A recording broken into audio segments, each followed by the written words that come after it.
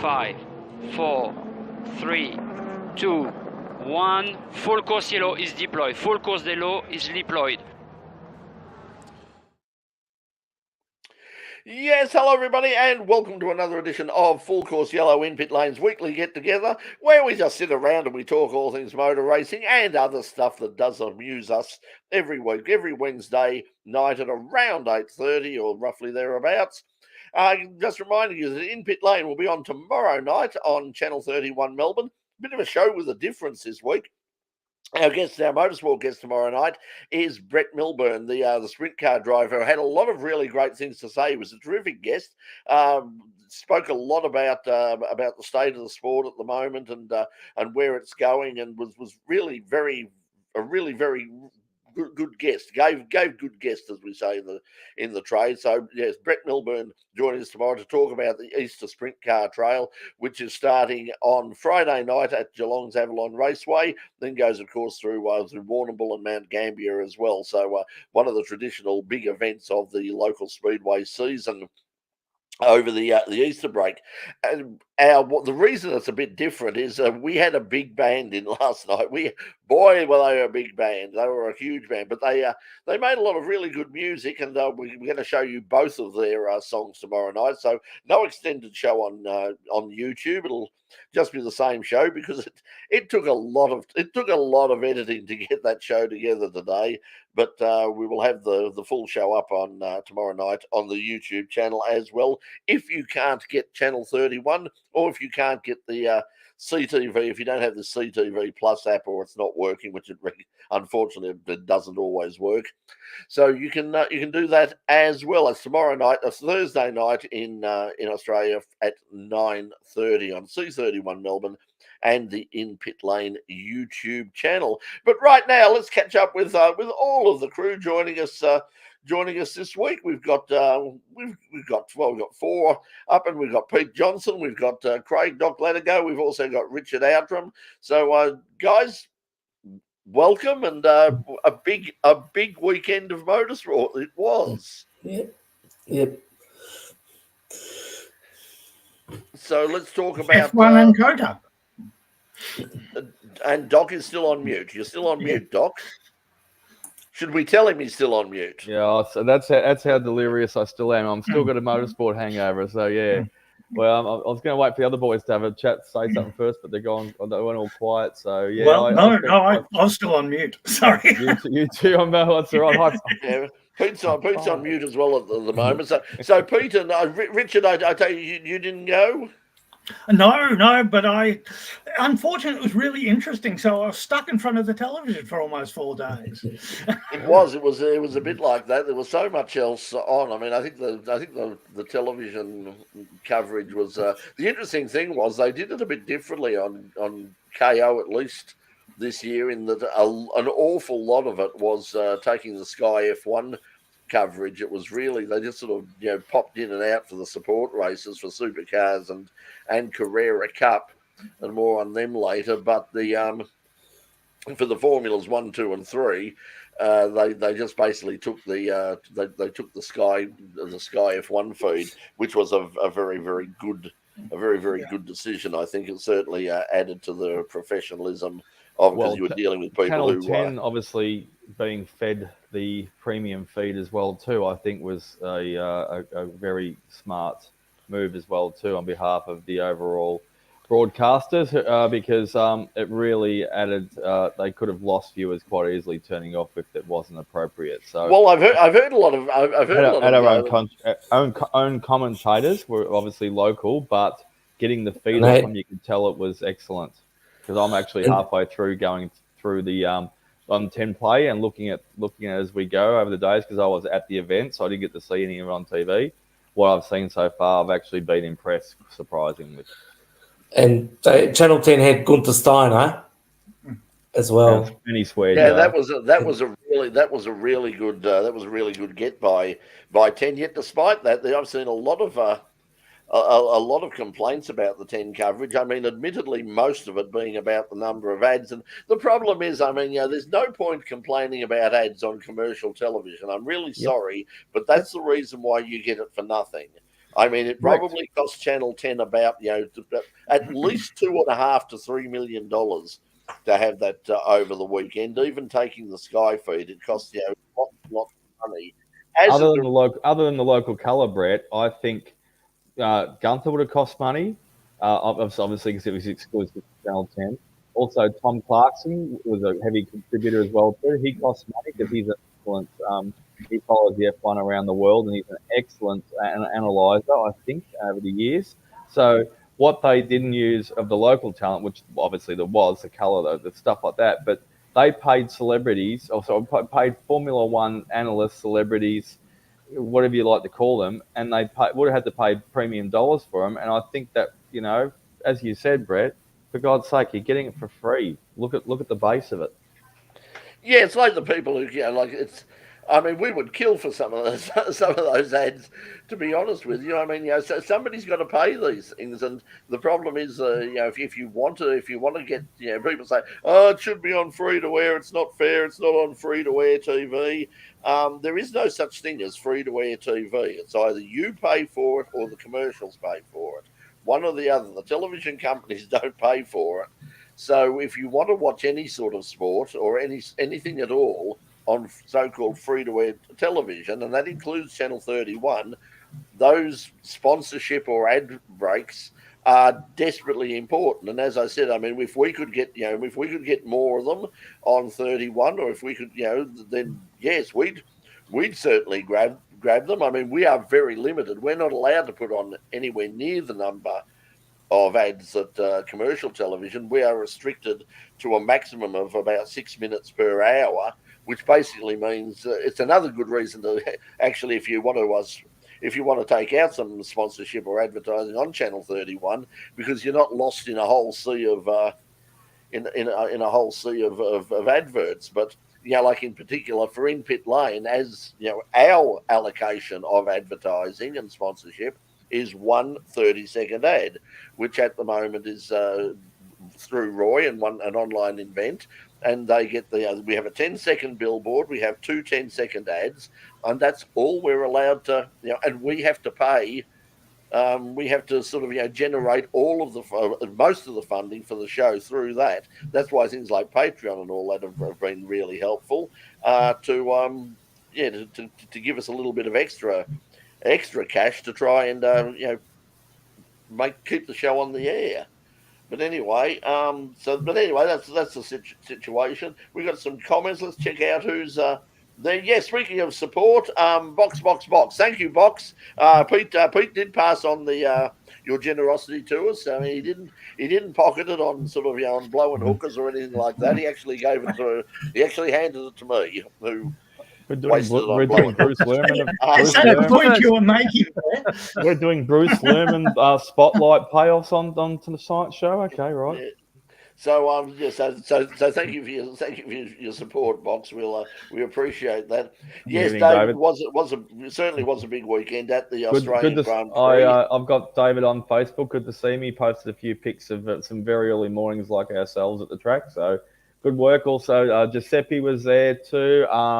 Johnny Pilotto, who's a sports sedan driver, he was there. So a lot of the guys that actually do compete in a lot of the series, like Richard has in the past as well, though too, they were up bright and early as crazy hours like myself at 4:30 in the morning. So I'm hitting like and love hearts at stupid o'clock in the morning because those guys were posting. Could be bothered, not unlike myself, of putting some pictures of the track in the dark. So.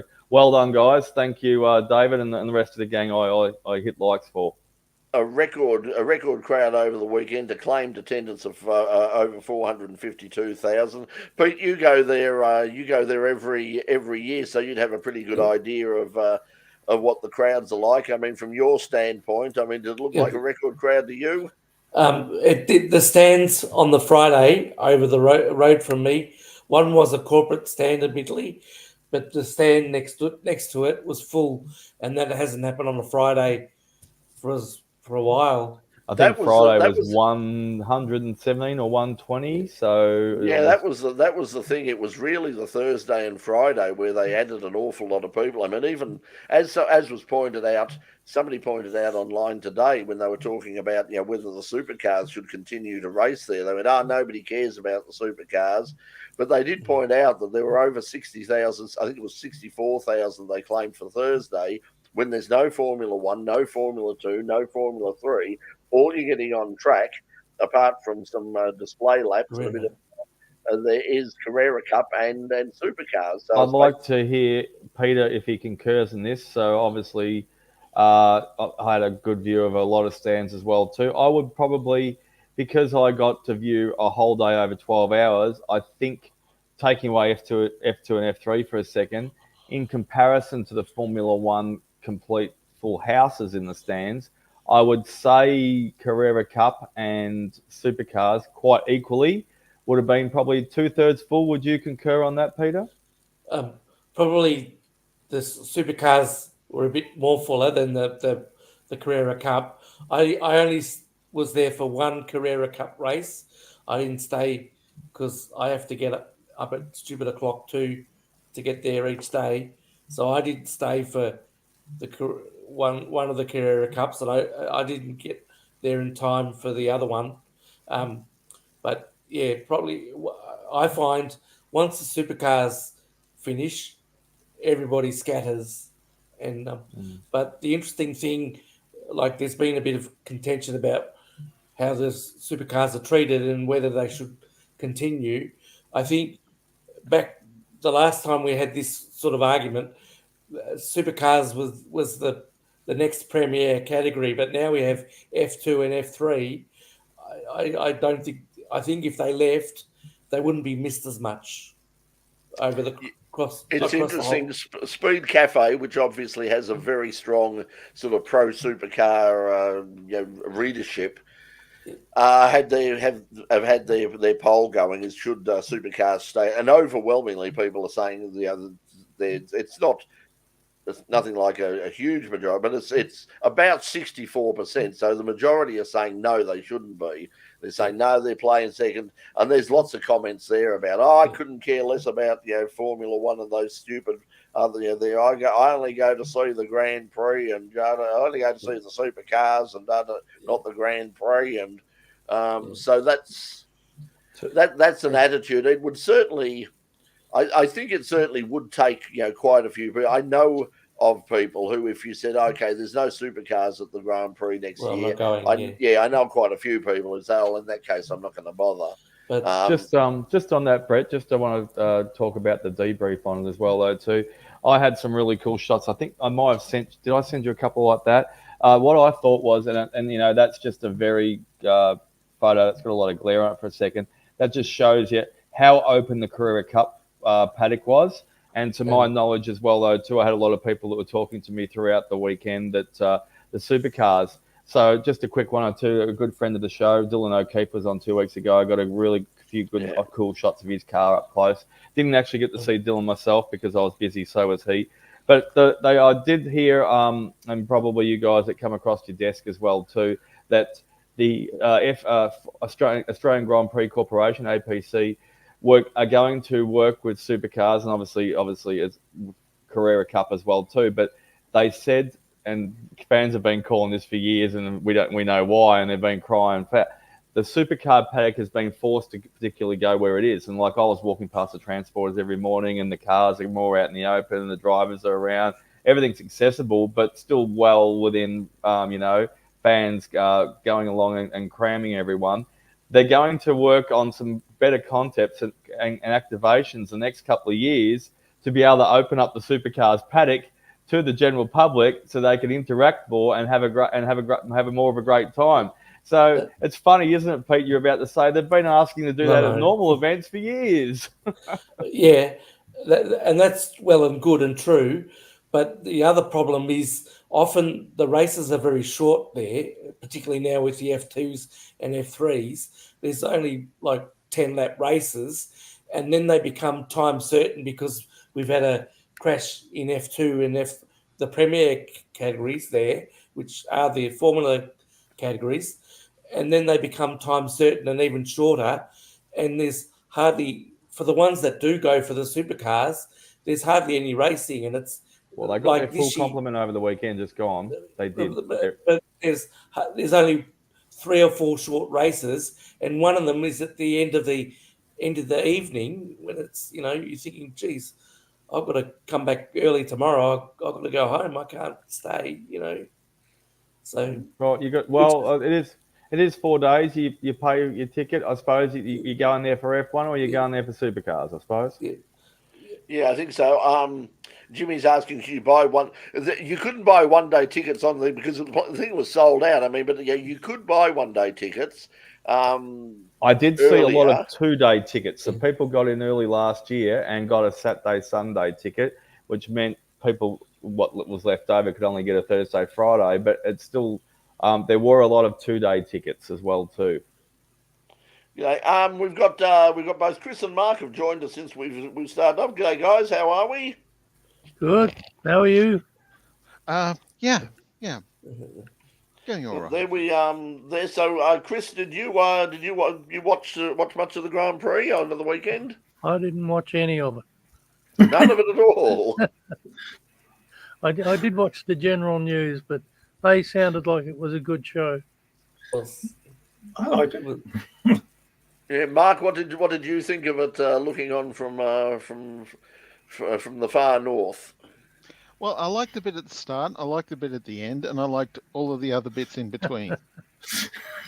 But apart from that, it was terrible. But yes, that's precisely right. Yeah, I disagreed with everything else. But no, it was one of those really good Grand Prix weekends. Yeah. You know? And not just in the category with a 1 in its name.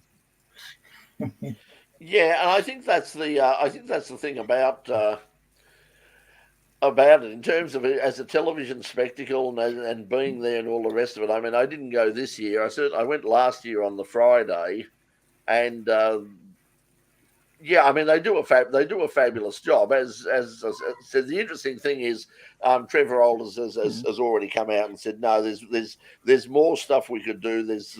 There are improvements that we can make to make it even better. I think the Melbourne Walk straps. I think they've ramped it up year after year, and it's fantastic. It's great. It's 110%. But I think if they actually try and build on any more, I think they're actually trying to squeeze the fans a little bit because I think they've just hit their straps on that. That was fantastic.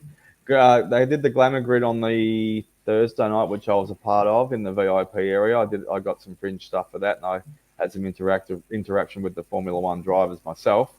And I think they could probably add to that, but I don't think they want to probably advertise the Melbourne Walk any more than they do because it's getting crazy. So which is great, but I don't think The interesting thing is that the drivers seem to have embraced the Melbourne Walk as well. I mean, there were lots of, and they pointed out there were quite a few drivers. I think it's Kim Illman, who was the photographer, has a really interesting YouTube channel. If you haven't caught up with it, he's a photographer from Perth who travels the world with the Formula One circus as an accredited F1 photographer, and he had a lot of behind the scenes stuff. And he was saying that there were drivers who in the past have basically avoided going through them, and Lewis Hamilton was one of them. They said who just basically tried to keep away. If he went through, he'd go through once, and it was under sufferance, basically because the team and the PR people would push him through, and the rest of the time he sort of came in the back way. Apparently, he came in like every day through the Melbourne and stopped, signed a lot of autographs, had a lot of interaction with the people at the Melbourne Walk and in fairness, he does have the CBFs. Well, yes, but they're all getting paid. They're all getting paid a lot of money, and they should be sort of making themselves as available. I totally agree. Yes, as they can. Just talking in general, he has the CBFs. Everyone's saying that at the moment. It's very noticeable. Yeah, well, he's obviously not happy with the performance, but with out of the Mercedes at the moment, and he's just biding his time. But he'd, apart from the fact, I mean, if he couldn't win himself, he'd have to be happy with the result because technically the car that he's the ride that he's going to have for next year is the one that won the race. So yeah, so which Ferrari driver do you want to get rid of again? Ferrari, the one. How many races has Carlos won since? Again, I said to you weeks, Brett. I said to you weeks ago, it would have been one of the most difficult decisions in the world on the spot in the heat of the moment, and it doesn't matter who it is, they're going to be shafted. And I just feel sorry for one of them because that's who's got it. So it's just a shame. I don't think he's going to be too. I mean, it was the perfect, it was the perfect audition, and it's now sort of putting back on the. Back on the target again for people like Red Bull, Christian Horner. Yeah, I hope he goes to Red Bull. Yeah, we're sort of we're looking at him. I mean, now it's probably one of the people that it's probably not going to help. If there was any chance at all, is our own Daniel Ricciardo, who or Yuki had Yuki. I don't think was ever in the frame. Liam's probably in the frame. Ollie's this is what they do with Oliver Behrman. But the interesting thing was, I mean, Behrman came in and did an amazing job with his one-off drive. But I mean, he's got to concentrate on Formula 2 this year. But there's so many people waiting in the weekend. I thought Pete, in the wings at the doing. He's waiting in the wings as well. Yeah, I mean, you've got going nowhere fast.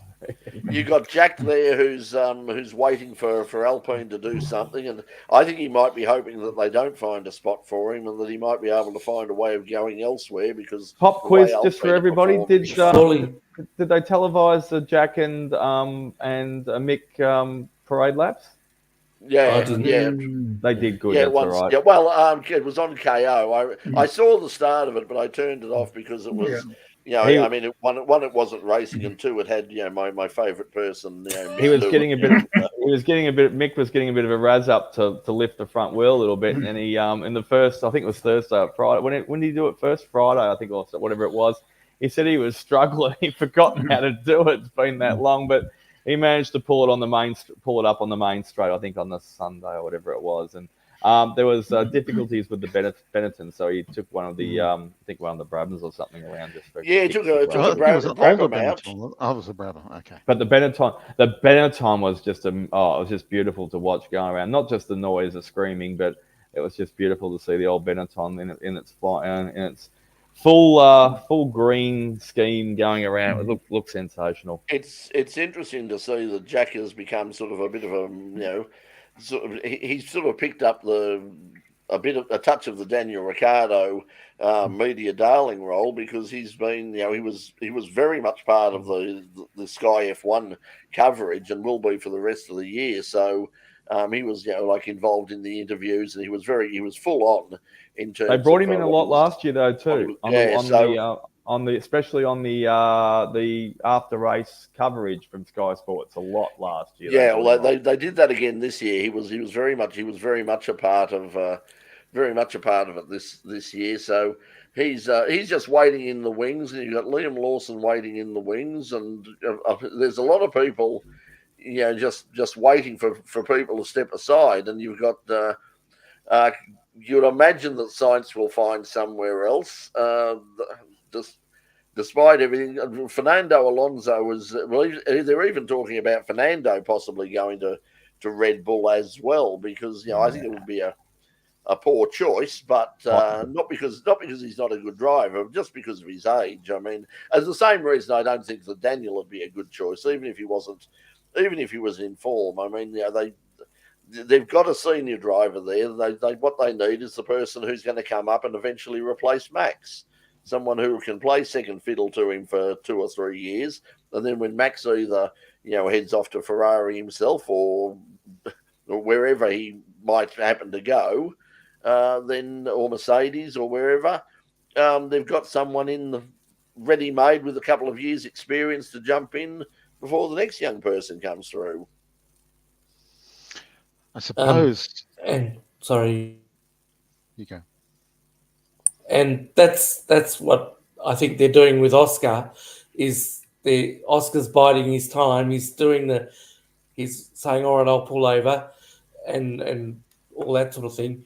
And then eventually Lando will go somewhere else, and Oscar will be the lead driver. Oh, no, I mean, I think Lando's they contract is for a while. I think he signed an extension on his contract, but as I I say, wouldn't that lose doesn't Lando. necessarily. I think McLaren's dreams are to actually be included in the top 4 instead of actually just being the 3 top teams. I think McLaren, like we can reach the pinnacle of the sport like we did a couple of decades ago. I think they've got aspirations, especially with the signing of Zach Brown over the weekend for an extension for his contract now, and obviously looking at drivers extensions as well though too in general for Lando and Oscar. But I think McLaren are fully displaying their aspirations to be one of 4 top teams, not just be the rung underneath. They are Possibly to replace Mercedes if their slide continues. It could be top 3 still, and then kick the bloody Silver Arrows out. Well, you'd have to return of serve, if you remember, because it was Yes. Mercedes who replaced McLaren as one of the top 3. And while we're on them anyway, Toto's statement in the last 24 hours about him saying, I couldn't say it the last few months, but yes, I now can say that Carlos and I are having a bit of a chinwag. Yeah, so he'll clearly be in demand for a whole bunch of reasons. And the fact is, I mean, he's a good driver. I mean, he's shown that on many occasions in terms of he's very good with his tyre management. He's very good with his strategy when he's allowed to. It was a very courageous. I thought looking at him on the Friday, straight after the first practice session, watching him get out of that car, I thought, I'm glad. I hope that Oliver Bearman has brought his Ferrari driving overalls with him because they fitted the seat again. They did. Yeah, so I didn't think that he was that Sainz was going to run. He looked very, very ginger indeed. But he got in there. He kept. I mean, he's obviously got sort of a lot of motivation. Well, it was stated that he had a good chat to Alex because Alex did it in 3 weeks. And obviously, Carlos did it in 2 weeks at similar circumstances. So he had a good chat to Alex and said, what am I going to feel? What stage are you at? Obviously, everyone's going to be different, obviously, with different surgery and different, obviously, reactions to stuff. But and personally, I've had acute appendicitis for an infection and almost killed myself. It's not that cute. So, there. I mean, it's nice. I've seen it in the bottle, and it's very nice. Cute was actually when I fell out of the driver's side of a car door at the Cabrini Hospital, and I crawled on all 4 along the car park to the hospital entrance when I had it. So that might have looked cute, but anyway, there was the next 2 weeks. I remember the next month. I can remember pretty vividly the different stages. Because you do have not throwbacks in pain, but you do have a little bit of a recurrence of pain at different levels in the next few weeks afterwards. Doesn't matter who you are.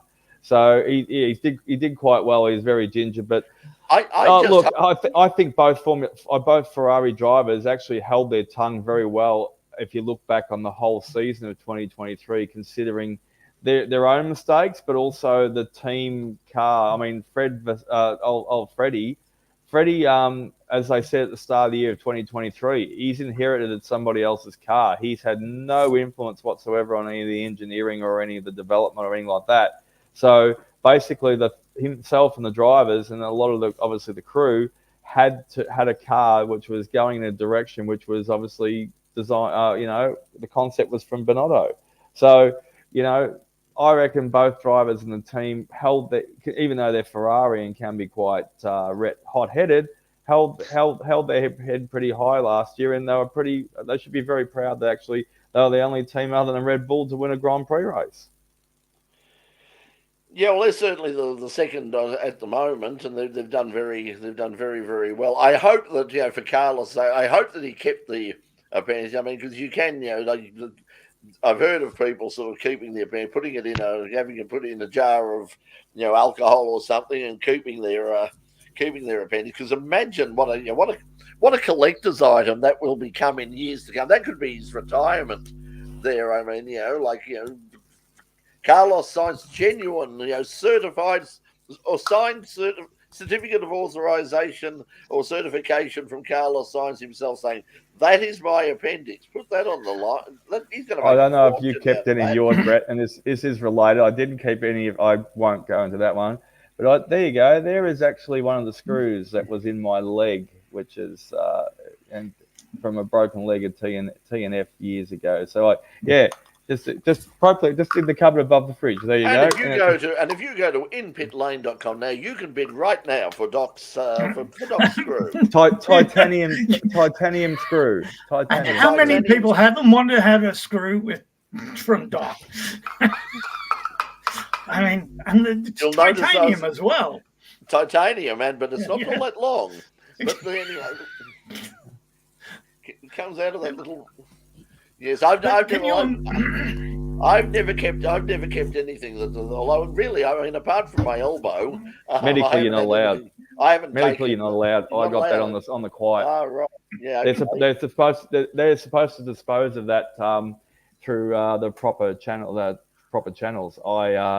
I had a quiet word with the surgeon before the operation and said, "There's any chance of me getting a souvenir from when I'm knocked out for a few hours and getting the titanium rods and screws and all my leg done up and pulled apart again." And he said, "We'll work out something." And I remember waking up from up to a couple of hours of anesthesia in recovery, and you got the double blurred vision. You can't see anything straight. You can't even talk, put a sentence together.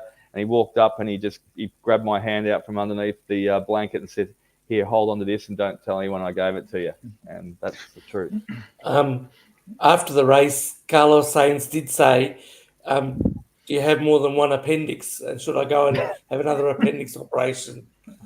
Or tell the other drivers to get theirs out too. He said that. And you see somebody put online an FIA, a very official-looking FIA certification saying that he'd been, and I thought it was real for a second until I read it, a certification saying he'd been disqualified for presenting being underweight. For being underweight by the point of 9.6 grams, which was effectively the weight of the average human appendix. Oh, can I just throw one more thing that I saw firsthand? Sorry, Mark. Go again. What was that, Mark? I was just saying, apologising to Brett because he telegraphed his joke. I do have a little bit of important information, and I assume this goes on. Pete might have seen the same, but I was on the last turn, so I got an excellent view on the cross stand of the last chicane going onto the last turn. I also got to see right down mainly the main straight to the finish line. Arguably one of the best spots, I'm told, on the track to view stuff, which I didn't know until I got into position a few times. What I was extremely impressed with, there was probably at least 18 to 20 different marshals in front of me just below the fence line, and people would have been similar in the flagging points as well around the track. But what I was really impressed with, the opportunity when they were given to, and in between races, not necessarily just Formula One or whatever it may be, they were out there with brooms and blowers, etc., cleaning up the track and getting rid of the marbles and making the track as presentable as possible for every single car that went out there, which I was impressed with.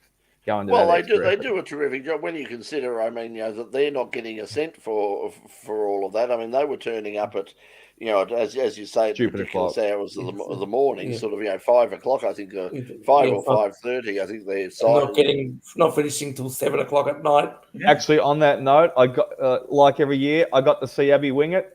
Abby's a friend of the show and was a guest a couple of years ago, and I saw Abby at stupid o'clock in the dark, and her brother as well, though, too, in the morning. We have a quick hidey-ho each year, and so a big shout out to Abby and also the Richards family. I caught up with them as well, though, too. Clay was doing some parade laps, and Jason was there just on hand to supervise. So, yeah, I got a lot to see. Steve. Sorry, Stephen Richards. Yeah, so I am delirious tonight. But, yeah, there was lots and lots of people that I was talking to, also the engineer for who's SGT Racing, who got the whack. Brad Jones. SCT. Brad, yeah. I asked how the Camaro came out after that whack in the first of the supercars races, and he said it looked cosmetic, but he said it was slightly out, but we managed to correct it enough to get it through the weekend. So the other thing, Boxer's pointing out, there was another controversy on the weekend, saying Williams should be disgusted for not bringing a spare chassis there. I mean, it was certainly bad planning. I can understand for financial and other reasons, logistical reasons for not bringing a spare chassis, but it did catch them out very badly. I thought it was, there was a lot of controversy about, it was unfair to Logan. It was. Alex made the mistake. Alex put the car into the wall and wrote his car off. So same as last year too. So why should Logan be punished for it? But the fact is, I mean, as was pointed out by James Rolls, the bottom line is that they're in a point is worth millions and millions of dollars, and they have to say, of our two drivers, who is the most likely to get us that valuable point? And, it was always going to be Alex. I mean, Logan hasn't exactly set the world on fire yet. And I feel sorry for him because he did nothing wrong. But, it's very clear that Alex is the number one driver at Williams. And it was conveyed, Brett. It was conveyed that Logan was happy to give the car up, though, too. He wanted that to happen. I saw some pictures of him he wasn't happy to give the car up. Oh, well, that was what was over the commentary. It was said, but, Formula One. Sure that the PR department wrote that ahead of time. Yeah, Formula One. Just sign this, will you? So there was some contradictory evidence, was there? There was a great deal of it. In a Formula One team, there's the team principal, the engineers, the drivers, and then the PR department. Yes, and the PR department. It wasn't even remotely. It wasn't even remotely fair, but by the same token, it's a decision that Williams would have made again and again and again, and there isn't another team in the paddock that wouldn't have made the same decision. Yeah, that's it. So I mean, sometimes you've just got to swallow your lumps. So Williams are in a rush at the moment to try and have repairs done and have a second chassis available for the Japanese Grand Prix for Alex, so that both of them can run. But they've said for both Logan and Alex to run. So at this stage, they're hoping both of them will be out there. But they've said there still won't be a third chassis available. So if the same thing were to happen again, they're in the process of manufacturing one, aren't they? So so they're very much. I mean, and it shows the difference between a really small team and a really big team. I imagine if the same thing happened at Red Bull, they'd just say, I'll grab another one off. Grab another one off the shelf. Well, which one? Oh, you pick. It doesn't matter. Rock Tuesday's car. Eeny, meeny, miny, mo. Yeah. I did hear a rumor, however, that they're checking the software in the Red Bull's cars to see if it clashes with the software in use at Woolworths shopping centre car park. Lock the brakes on the shopping trolleys. Yes, someone put that. Someone had the sign out the front of, I think it was the Albert Park or the South Melbourne Woolworths to say, wheels lock upon leaving the car. Well, it's actually not the Woolworths. Woolworths have never had many of those lock on it. It's the Coles ones have had the ones you can drive for about 2Ks and they lock up. So they don't even the ones at Coles at Fountain Gate. They're a nightmare. I mean, because you wander out and you go, here we go, and the danger, like when you got to cook back as well, and you go and you just walk out with the trolley, and if they haven't, if for whatever reason they haven't done what you're walking along and go, and then suddenly the thing locks on you, and you're in the trolley. Yeah, they are. They're a pain. They're an absolute pain, and you're part of your own shopping. Morrison Blackburn. Yes, hello. Oh, here we go. I'd be happy. I'd be happy to bloody sue them anyway. Don't get Price Waterhouse. They're repairing. They've got enough trouble with getting their own cells out of strife at the moment. And they're in a race. They're in a race against time to do it, to repair. Yeah, that's going to be the thing. I mean, that's why they've probably not bought the.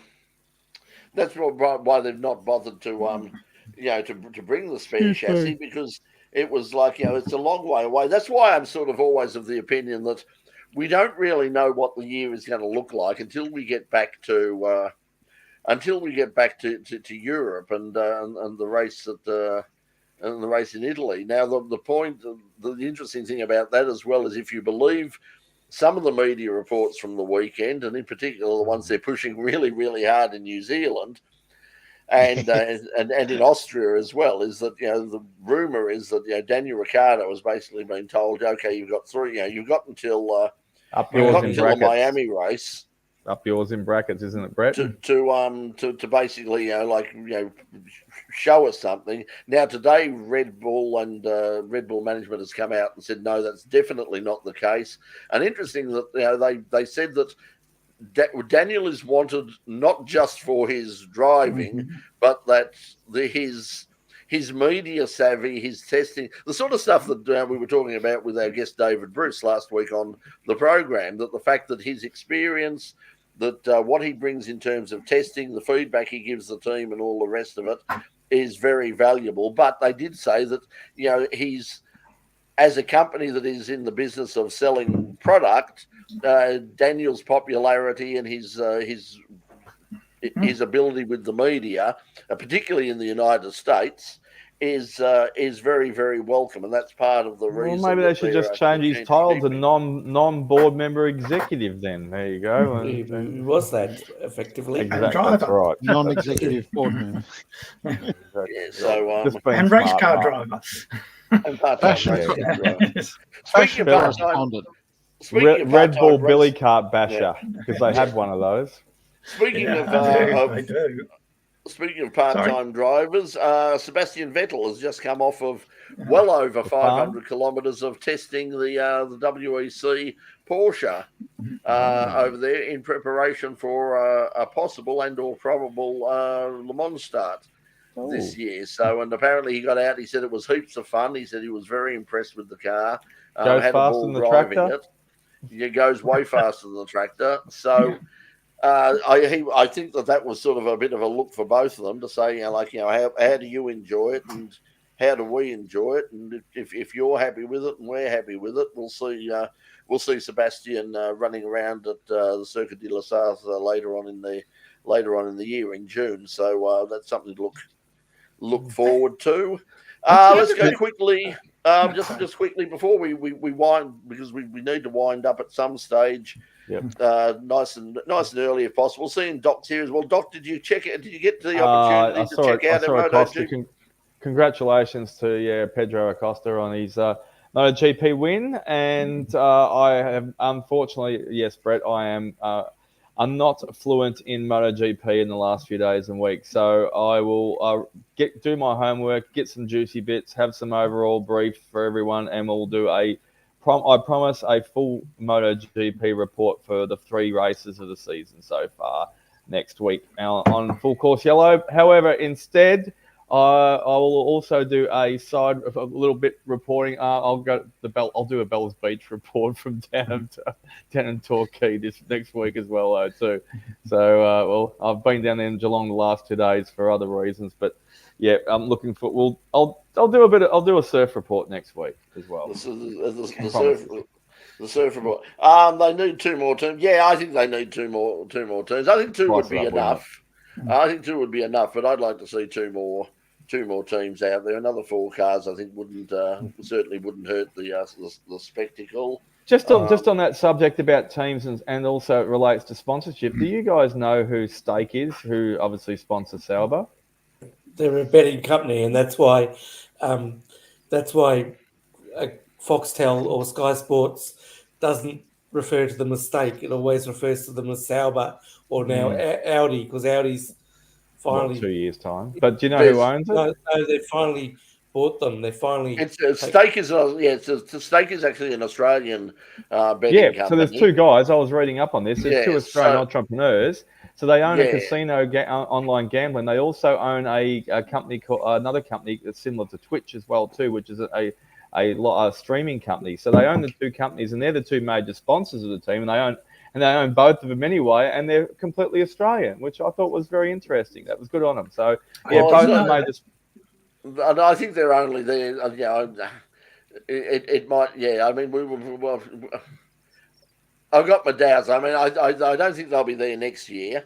No. Especially when Audi come in, like full time with the naming right and all, and the engine and all the rest of it, they certainly won't be there, because that's the problem. I mean, it's a bit like cigarette sponsorship in the later parts of the 80s and 90s, in that there are some places where that the gambling advertising is not a problem, but there are countries around the world which thankfully have banned the advertising of gambling and casinos and especially online stuff. So so that's why. So they can't. They've got to be careful about what they call the team, and they've basically pretty much gone back to the Sauber moniker. Valtteri Bottas has sort of had a bit of a go at them too. I mean, basically because he knows that he's probably out the door at the end of the year. So perhaps next year it's Supercar Valtteri. I mean, he'll be retired in South Australia with the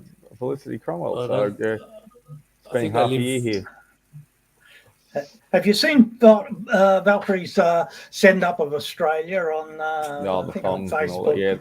Yeah, it's very good. Very good. Yeah. And as was pointed out on the, he's embraced us. Well, he's embraced it, and as was pointed out on the telecast, it was like one of the commentators said, this is a whole new, it's a bit like the Shane Van Gisbergen situation. It's like this is a whole new Valtteri Bottas. I mean, he was the most, at Mercedes, he was the most serious driver. He was a typical sort of Finnish driver. He was like, he was caught up in the spin. He had no choice. That's the rules. He got the only time he showed a bit of humour was when he won something, and he'd have his tournament may concern line, which I won't repeat the rest of. Yeah. And the other thing as well too, he probably couldn't have too much of a personality, because then it would be in competition with the other driver, wouldn't it? So. Anyway, no, he's just a relaxed man. He's just enjoying life. Speaking of Shane Van Gisbergen, finished in the Xfinity race, crossed the line in second place, very close second, but unfortunately, track limits got the penalty for track limits, dropped him well back. It's interesting. NASCAR have said after the race that they're going to have a look at the track limit situation at COTA, because a lot of people were grabbed on that. The problems he had in the main race were a combination of gear selection problems and also speeding in pit lane. So he got a penalty for that, and that dropped him back further. But as I was saying to sort of Pete before and the guys before the show, it's fascinating to see just how different he's being viewed in America than he was viewed out here. If you go onto racer.com, they've got an article which they just put up about 2 or 3 hours ago, which was why Shane Van Gisbergen is such a breath of fresh air for NASCAR. And they're sort of talking about, well, he's so open with the media, he's so friendly, he's so relaxed, and you're sort of sitting there going, hang on, are we talking about the same guy here? He's also a small fish in a big sea over there compared to here, though, too, I suppose. I mean, it's that sort of transition's hardly unusual. Like when Nigel Mansell left Formula One for IndyCar, for example, and just many other examples since then of drivers who've gone from one series to another where they've been, the superstar of the series they've left behind, and suddenly the pressure is not there anymore. And well, not that there isn't pressure where they land, but certainly there's. Shane will be enjoying himself. I mean, because he loves a challenge. I mean, that's why he goes out and he does things like rallies and dirt track speedway and drifting and karting and all sorts of things. He really loves the challenge, and NASCAR has got to be about the biggest challenge that he's got as a driver, in terms of, because it's not just a matter of getting used to things like the oval. It's like, the ovals are all different. It's not like, it's not like, Daytona's the same as Bristol is the same as Richmond is the same as Talladega. Like, every single oval is very different, has its own unique challenges, and I think Shane would be really enjoying, coming to grips with that and testing himself, because, that was one of the things over here. I think it was just, like the same old, and I can go through the motions here, and I can have a good career for myself in supercars, and I'll probably be around for the next 10, 15, even 20 years, probably winning for a while until I'm replaced by someone, the next big thing. Now he's over there. He's got a challenge, and it's all very, the challenge of a new series, the challenge of a new country. He's probably enjoying it, but it's interesting how big and how popular he is. I'm in fact doing an American podcast, or talking with an American podcaster tomorrow, who's saying, let's talk about Shane Van Gisbergen. Just everybody wants to know about him. Everybody wants to know about his background and the supercars and all the rest of it. So he's certainly his flavour of the month there, and everybody seems to be very impressed with his performances. So Montoya did NASCAR as well, but he certainly, I don't think he was he had a little bit of sort of a little bit of reasonable success. I don't think he did. Did he ever win much? Not to my knowledge. Oh well, he not that you guys ever need reminding. Not more than two.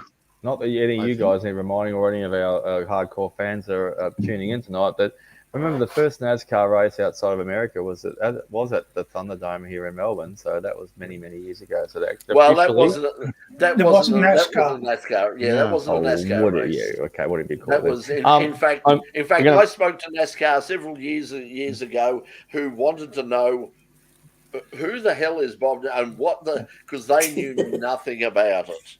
They, like Bob was saying, we've got an endorsement from NASCAR, and NASCAR said, no, they haven't. We knew nothing about it until we're probably going to. You're probably going to wrap us up in a second, Brett. So I just want a parting comment as far as last thing about the weekend just gone. Very impressed about the racing from the Carrera Cup, just the local scene first. Very impressed by the Carrera Cup guys. Thoroughly professional, going around. I thought it was a really great, close, good, fun racing, and they did it professionally. And the last one is, of course, a shout out to everyone's favourite man over the weekend was Nick Percat. Congratulations on breaking that drought, and you deserved the win. I thought he was really. I was watching it, and I could see he could get a podium here in a couple of races leading up. He just needed a bit of luck to fall his way, and it did. So he was. It was interesting, his comments straight after the race about him, thinking about, giving it away because, and was very pointed in, basically saying in the miserable time I was having with the last two. Yeah. We'll leave that alone. Yeah. Well, it would be interesting to find out. Yeah, I mean, it would be interesting to find out what they, because once again, I mean, it wasn't followed up. I mean, and it's one of the things that certainly, if there's any hope of getting Nick on the program over the next 13 weeks, it's certainly the first question. Actually, just question 1, 2, 3, and 4. The team representative about the two team members that have had an agreement, and it's going to be taken to a tribunal as well too, that are not on the track. Yeah, but anyway, let's wrap it up, everybody, because gotta go. It's been a big weekend to motorsport. Now coming up, as I said, tomorrow night on Channel 31, in pit lane, Brett Milburn talking all things sprint cars with the Easter Sprint Car Trail coming up. Brett doing a couple of those rounds, and you'll find out about that and why tomorrow in an interview with Doc. We've got our big band. Mount Kudjo is the band. Fabulous big band. They're so big they took over the whole studio. So they kicked us out the door, didn't they, Brett? Kicked us out the door. But it all came together sort of roughly. I mean, I won't go through the reason that I was up until about 3:30, 4 o'clock in the morning, and why I had to get up again at 6 o'clock again. And yes, I mean that's just a normal day for the you're just getting older, Brett. That's going to say that's what I was doing. That's what I did. That's what I do every day. I'll just let you know that the two studios might only be sort of 40 meters or so apart, but in terms of the technology they're using and the chaos it caused at my end, we won't go into it, but it certainly took a long time to get the show up and running. And I'm still not finished. I was going to say we don't usually get a chance to this, but I will, on behalf of the crew and like that. Well done, Brett. Good stuff. Everyone doesn't realise the work that does by the volunteers and everybody else behind the scenes, and also what Brett has to do behind the desk week in, week out, and to make it all come together. So let's not talk about what I do with that behind the desk. Exactly what I was thinking. All right. That's why we have a desk. We didn't have a desk. We didn't have a desk last night. Brett forgot to tell me to wear pants last night, so I'm not wearing pants either as well too. So yeah, thankfully, well framed up to Vanessa and Mia in terms of shooting shooting that. They did a really good job. Thanks, girls. Camera 8 had a shot below, and the rest, and 1 to 7 had a shot above. So, but no, and sincerely, yeah, Brett does a lot of stuff. I haven't complimented the Chief for a long time, but I think he knows I do, because we do a lot of work together, especially when we do some outside broadcasts. Brett and I, we're best of buddies when we're out there, and we don't always see eye to eye on 100% of the stuff, but we make it happen. And Brett makes it all the jigsaw puzzle put together and makes it look like it's perfect on the TV for you. So well done, mate. Well, I don't know about perfect, but I must say that, yeah, congratulations to when you consider what we did last night, and as I pointed out on Facebook beforehand, there were people, when I said that we were going to do this, there were people who at RMI TV and who went, that's way too big. Let's remember that a lot of the people who are working on this series are only 4 shows in to working in a television studio. Have a look at what they did in terms of shooting that band last night. As I said, 4 weeks ago, some of those kids had never been into a television studio in their life. They did a hell of a good job. So thank you to all of them. Really appreciate it. They're all got grey hair and on walking sticks now too. Very much so. Now, speaking of grey hair and on walking sticks, next week a special edition of In Pit Lane, because we're going to take you back to the Rob Roy revival. We're going to catch up with a couple of fascinating old cars, some really cool old cars that were running up the hill there. Also have a wrap up of all the action that happened at all the news that comes out of Bathurst from Mount Panorama. Over 300 cars there for in all of the different categories. Big fields, lots of XLs, of course. Lots of the Nissan Pulsars are up there as well. So it's a real grassroots event, and also, of course, the main event being the 6 hour that will be televised both on Foxtel, KO, and of course SBS. So if you want to check out that on the weekend, you've got you covered. There will be coverage available for you of the Bathurst 6 hour on Saturday and Sunday. Action gets underway Friday with practice and that sort of thing. So and then of course the sprint cars and other things that are happening. Have a good Easter. Be very just before you quick shout out to Brett. I just forgot. Ran into Chad Nail on the Wednesday last week. So a quick shout out to Chad, Crailsey, and Rusty. Excellent commentary, great work over the weekend as well too. Okay, so there you go. So we've said hello to everybody who needs to be said hello to at the moment. I'd like to say hello to my parole officer and the sheriff's department, the local sheriff's department as well. Nice. You didn't get me this time. Better like next time. Like next time. I'd like to say hi to Doc Surgeon. Yes, hello to Doc. So speaking of surgeons, I'm popping back to the hospital tomorrow morning at 8:30. So I've got to get going. So everybody will see you.